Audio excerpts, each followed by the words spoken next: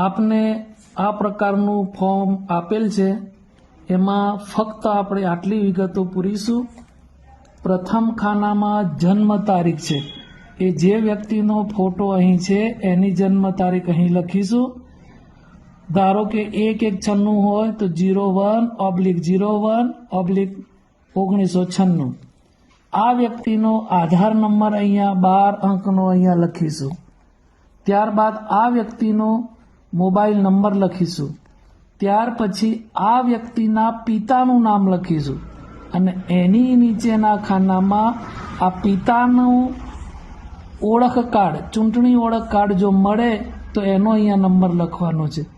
પછીના ખાનામાં માતાનું નામ, આ વ્યક્તિની માતાનું નામ અહીં લખવાનું છે અને એના માતાનો જો આપણને ઓળખપત્ર નંબર યાની કે ચૂંટણી કાર્ડ નંબર હોય તો અહીંયા લખવાનો છે, ન હોય તો એમાં લખવાનું નથી।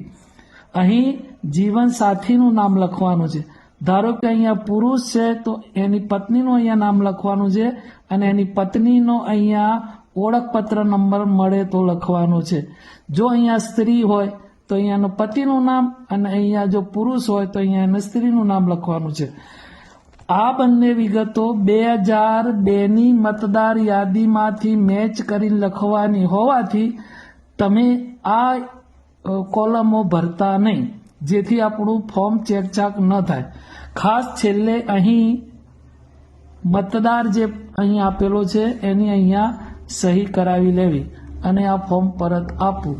આટલું કરશો તો આપણું ફોર્મ કમ્પ્લીટ ભરાશે। રંગીન ફોટો જો હોય તમારી પાસે તો અહીંયા ફોટો ચોંટાડી દેશો। આ રીતે આપણે ફોર્મ ભરીશું।